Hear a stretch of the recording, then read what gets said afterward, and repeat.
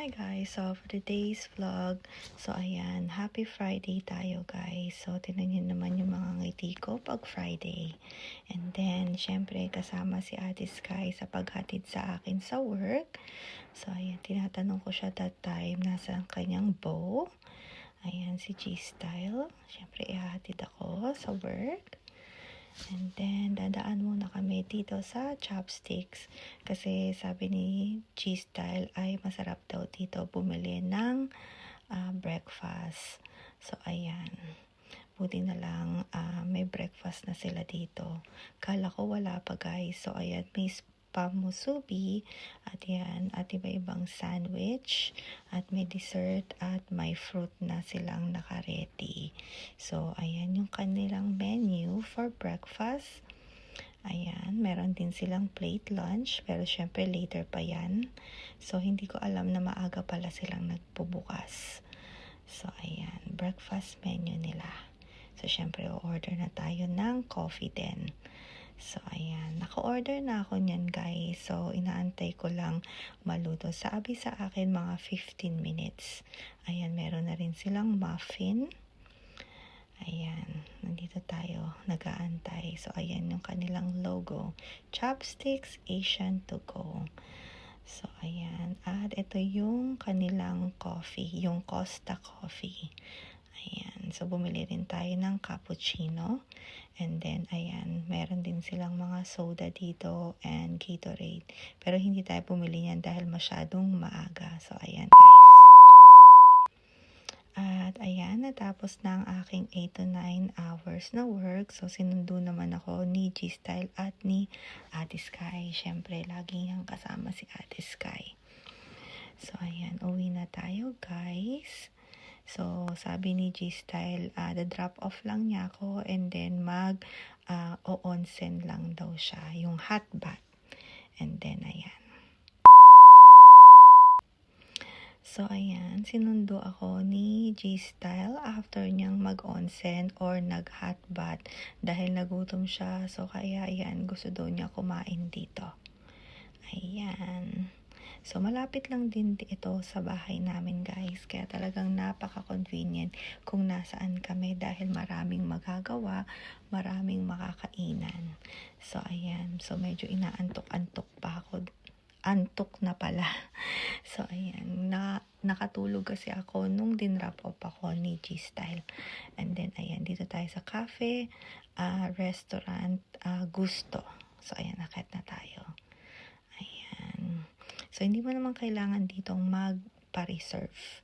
Kasi nga, hindi naman masyadong matao pag mga ganitong oras. So, ayan ang kanilang menu. Ayan yung kanilang autumn or fall menu. So, ayan, nag-order na si G-Style sa tablet nila. And ayan, syempre, may robot sila na maghahatid sa inyo ng food. So, ayan. So, ayan yung mga in-order ni G-Style. Kunin na natin. Ayan yung salad. And then, ayan. So, medyo mainit yung soup. Ayan. So, ayan. I think ito yung parang potato nila. Fried potato. And then, may salad. And then, may soup. So, ayan yung mga in-order niya. And then, antay lang natin yung iba.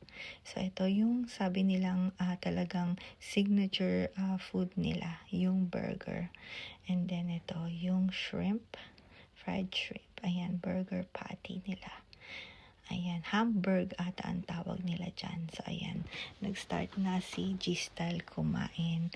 And then, ayan, nag-start na rin akong, binigyan ako ni G-Style ng soup. Ayan, may drink bar sila doon sa likod niyan, pero hindi ko na lang napakita, guys. Ayan. So, kain na tayo and then antayin lang natin yung ibang in-order. Alam ko meron pang mga ibang in-order dito si G-Style. So, ayan, nagkukwentuhan na lang kami habang kumakain. Ayan. So, tinatanong ko sa kanya kung maraming tao dun sa onsen. Usually, tama lang naman yung mga taong nagpupunta ng mga ganong oras. Dahil nga, after work, minsan yung mga tao dumediretso na rin dun para nga ma-relax. Ayan, para mawala din yung mga sakit-sakit sa katawan nila. So, ayan.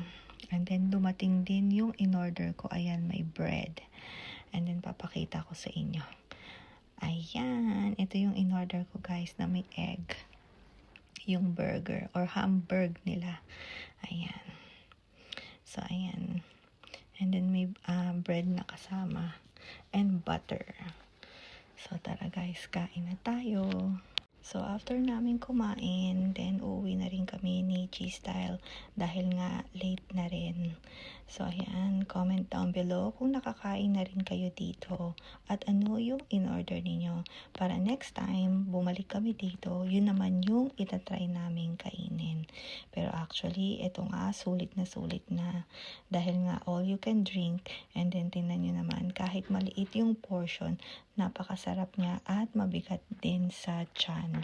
At isa pa guys, hindi siya ganun ka mahal yung price ng mga food. So ayan, kaya talagang halos madalas din kaming pumupunta dito para kumain. So malapit lang ito sa bahay namin, kaya nga pag nagugutom kami kahit late na, dahil late na rin silang nagsasara. So ito talaga isa sa mga takbuhan namin pag nagugutom kami at tinatamad si G-Style magluto. So ayan, naalala namin hindi pa pala kami umiinom. So kaya yan, kumuha si G-Style ng drinks. So ayan na siya. So, hindi ko alam yung kung ano yung kinuha niya, kung water or soda.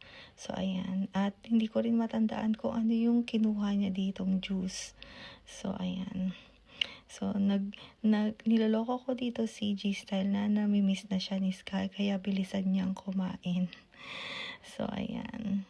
So, tingnan nyo naman, talagang chill lang kami ni G-Style, lalo na pag weekend. Dahil nga, Monday to Friday, nag-work kami. And then, ayan, pag Friday night, talagang, ayan. So, syempre, masaya tayo dahil nga, walang pasok ng Saturday and Sunday. So, ayan, nakabayad na kami. And then, uwi na kami. Dahil nga, late na rin. So, ayan. Pakita ko sa inyo yung itsura. So, ayan. Dito na yung parking niya. So, ayan. Medyo malawak din. Marami kang mapaparkingan kung may dala kang sasakyan. And then, ayan. Ganyan yung itsura niya. So, marami siyang parking space. Ayan. Uuwi na kami. For sure, inaantay na kami ni Ate Sky. So, ayan, may pachinko doon sa may bandang kanan na malapit sa amin. So, ayan na si Ate Sky at mukhang nagtatampo dahil hindi namin siya sinama. Kung pwede nga lang namin siya isama sa restaurant, bakit naman hindi? So, ayan. At least meron siyang bagong bed at meron siyang new toy. So, ayan. Alright guys, thank you guys for watching. See you guys next time. Bye guys!